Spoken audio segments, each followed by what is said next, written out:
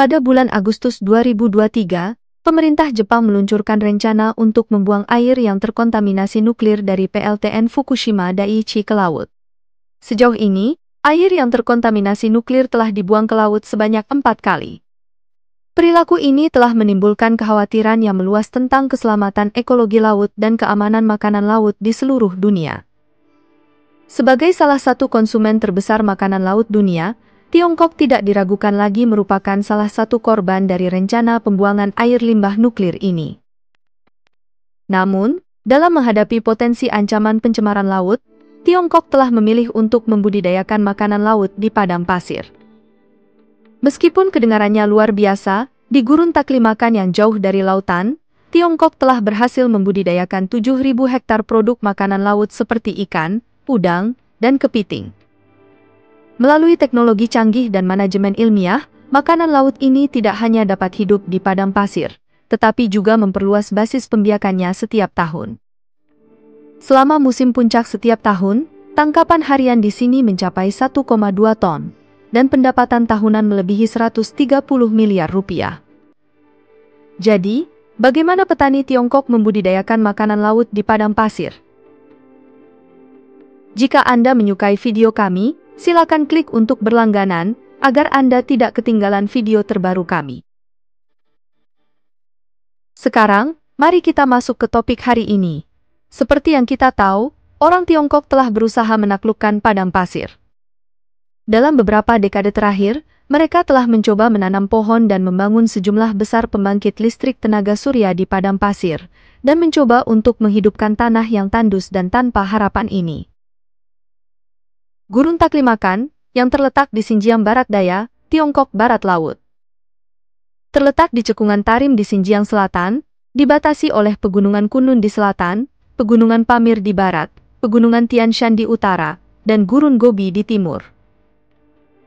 Gurun Taklamakan merupakan gurun terluas di Tiongkok, menempati urutan ke-10 di antara gurun-gurun di dunia, dan juga merupakan gurun bergerak terbesar kedua di dunia.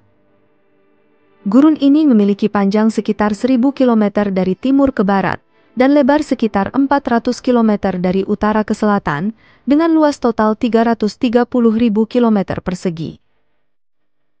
Permukaan Gurun Taklamakan sebagian besar terdiri dari endapan aluvial setebal beberapa ratus meter.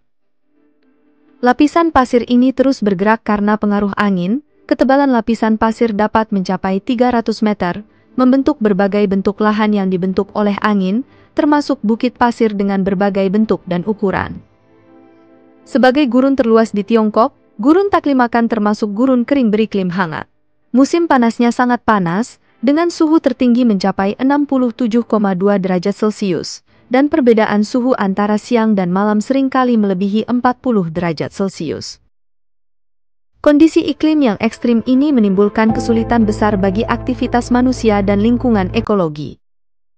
Karena seluruh gurun dipengaruhi oleh pengaruh silang dari dua arah angin antara Tiongkok Barat Laut, utara dan selatan, aktivitas angin dan pasir sangat sering terjadi dan intens, dan bukit pasir bergerak lebih dari 80% dari total luas wilayah.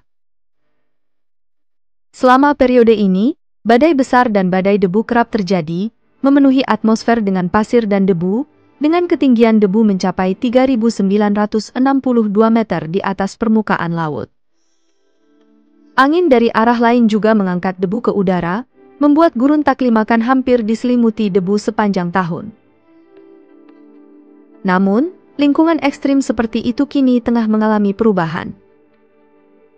Dengan kebijaksanaan dan inovasi, orang Tiongkok telah mengatasi iklim ekstrim dan kondisi alam yang keras, serta berhasil melaksanakan proyek budidaya makanan laut di gurun ini dan menciptakan keajaiban kehidupan. Tiongkok telah berkomitmen untuk memperbaiki lingkungan yang telah mengalami penggurunan sejak tahun 2002. Pada awalnya, strategi Tiongkok adalah memasukkan air ke gurun, dengan harapan dapat secara bertahap menyuburkan pertumbuhan tanaman. Berdasarkan gagasan ini, Tiongkok meluncurkan proyek transfer air ekologis tahunan di Gurun Taklamakan, dengan mencoba menyuntikkan vitalitas ke daerah gersang ini dengan terus-menerus menyalurkan air. Setelah bertahun-tahun upaya tanpa henti, danau-danau kecil yang tak terhitung jumlahnya secara bertahap terbentuk di gurun yang luas ini. Namun, hanya beberapa tempat di sekitar danau ini yang dapat menumbuhkan pohon-pohon kecil sporadis yang jauh dari tujuan mengubah gurun menjadi subur. Fenomena ini membuat Tiongkok menyadari bahwa hanya mengandalkan sumber daya air saja tidak cukup untuk mengubah lingkungan gurun secara menyeluruh. Oleh karena itu, para ilmuwan telah mengusulkan prinsip hijau baru, dengan meyakini bahwa pengendalian penggurunan tidak hanya memerlukan sumber daya air, tetapi juga pembentukan ekosistem yang lengkap. Dalam sistem ini, sumber daya air harus bekerja sama dengan tanaman, tanah, dan organisme untuk benar-benar menciptakan lingkungan yang hidup. Setelah menyuntikkan sejumlah besar sumber daya air ke gurun Taklimakan, para ilmuwan Tiongkok mulai mencoba melakukan penanaman pohon dan memanfaatkan nilai ekonomi dengan membudidayakan kepiting, udang dan produk perikanan lainnya di padang pasir. Namun, tanpa diduga, sumber daya air di gurun kaya akan garam dan mineral, yang menyebabkan air tawar asli berangsur-angsur berubah menjadi air asin. Lingkungan asin ini tidak cocok untuk kelangsungan hidup organisme air tawar seperti kepiting. Menghadapi kesulitan seperti itu, para ilmuwan Tiongkok tidak menyerah. Mereka melakukan penelitian mendalam tentang air asin di gurun Taklimakan, dan akhirnya menemukan solusi dengan menambahkan elemen jejak dan probiotik untuk menyiapkan air laut buatan yang cocok untuk pertumbuhan makanan laut. Pada tahun 2017, dengan mengandalkan sumber daya penelitian ilmiahnya, Tiongkok memilih kepiting biru yang memiliki kemampuan beradaptasi yang luar biasa. Kepiting ini dikenal karena ketahanannya yang luar biasa terhadap kekeringan. Terutama ketika sumber air habis, kepiting biru dapat memasuki keadaan mati suri untuk mengurangi konsumsi air. Dalam keadaan ini, aktivitas kehidupan kepiting biru akan sangat berkurang, dan mereka bahkan akan berhenti makan dan bereproduksi. Namun, setelah sumber air melimpah, mereka dapat dengan cepat mendapatkan kembali vitalitas dan melanjutkan siklus hidup normal mereka. Kemampuan bertahan hidup yang unik ini juga menjadikan kepiting biru pilihan yang ideal untuk beradaptasi dengan lingkungan gurun. Yang lebih penting lagi adalah bahwa jenis kepiting biru yang dibudidayakan di padang pasir ini tidak hanya lezat dan bergizi, tetapi juga memiliki nilai pengobatan tertentu dan dianggap bermanfaat bagi kesehatan. Menurut pendapat saya, petani Tiongkok telah berhasil mencapai situasi saling menguntungkan dalam perlindungan lingkungan dan pembangunan ekonomi dengan memanfaatkan sumber daya alam yang berharga ini secara efektif. Untuk mempercepat proses menghijaukan padang pasir, pemerintah Tiongkok mulai menghimbau penduduk dan perusahaan di sekitarnya untuk berpartisipasi dalam kegiatan budidaya makanan laut di padang pasir. Pada tahun 2020, area pertanian di daerah tersebut telah meluas hingga 7.000 hektar, dan taman inkubator rantai industri yang didedikasikan untuk akuakultur lahan salin alkali telah didirikan. Taman ini tidak hanya menjadi pusat akuakultur, tetapi juga tempat uji coba untuk teknologi pengelolaan dan pemanfaatan lahan salin alkali. Di padang pasir yang dulunya tandus ini, berbagai produk makanan laut termasuk udang, ikan, kerang dan kepiting biru kini dapat dibudidayakan dengan sukses. Dengan diperkenalkannya sumber daya air dan perbaikan lingkungan ekologis secara bertahap, tanaman yang awalnya tidak aktif di padang pasir telah berangsur-angsur tumbuh, memberikan dukungan ekologis yang kaya bagi pengembangan industri akuatik. Berbagai produk makanan laut ini tidak hanya memperkaya rantai ekologi lokal, tetapi juga menyebabkan pemulihan keanekaragaman hayati di seluruh wilayah. Pada tahun 2022, produk makanan laut yang dibudidayakan di padang pasir ini telah berhasil memasuki pasar. Karena jauh dari polusi laut dan radiasi nuklir, makanan laut di gurun Taklimakan sangat diakui oleh konsumen dalam hal kualitas. Dagingnya yang lezat dan rasanya yang unik, telah menarik banyak pengunjung dan pecinta makanan laut. Saat ini, gurun Taklimakan tidak hanya menjadi contoh keberhasilan pemulihan ekologi, tetapi juga tujuan wisata dan kuliner yang unik.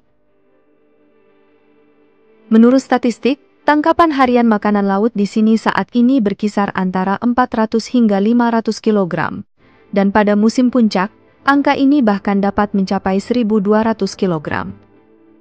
Hasil produksi tersebut tidak hanya memenuhi permintaan pasar, tetapi juga memberikan pendapatan ekonomi bagi penduduk setempat, sehingga meningkatkan perekonomian setempat secara signifikan. Dengan perluasan pasar makanan laut gurun secara bertahap, Pada bulan April 2024, Gurun Taklimakan berhasil melepaskan sejumlah besar bibit makanan laut di daerah pinggirannya, termasuk 80 juta bibit kumbang bunga, 3 juta bibit kerang pisau, dan 30.000 bibit kepiting biru. Diperkirakan lebih dari 100.000 hektar lahan gurun telah terbukti cocok untuk budidaya air asin alkali.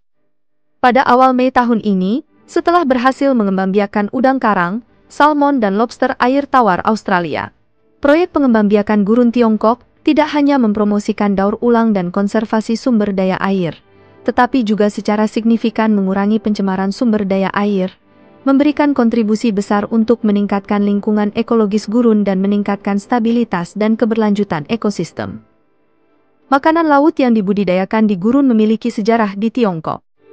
Sejak awal tahun 1990, seorang pengusaha Tiongkok yang berpandangan maju, mulai menjajaki kemungkinan untuk membudidayakan makanan laut di gurun.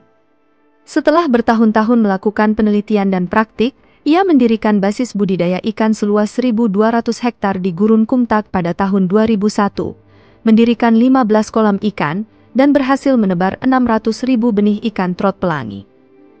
Lingkungan Gurun Kumtak lebih kompleks daripada Gurun Taklimakan, dan kondisi iklimnya sangat keras. Namun, berkat sumber daya mata air yang sangat besar di daerah tersebut, pengusaha tersebut akhirnya berhasil membudidayakan ikan trot pelangi. Sejak tahun lalu, pembuangan limbah nuklir Jepang telah menimbulkan kekhawatiran yang meluas tentang ekologi laut, yang menyebabkan menurunnya kepercayaan publik terhadap makanan laut secara umum, dan banyak negara bahkan mulai menolak untuk membeli produk perikanan Jepang.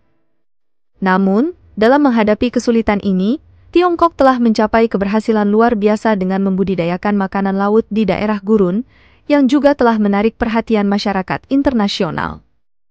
Jika negara-negara lain yang juga menghadapi masalah penggurunan dapat mengadopsi langkah-langkah pertanian ekologis yang serupa, mereka juga dapat mencapai hasil positif yang serupa. Selain itu, para ahli Tiongkok saat ini sedang mengeksplorasi metode pertanian yang lebih ekologis.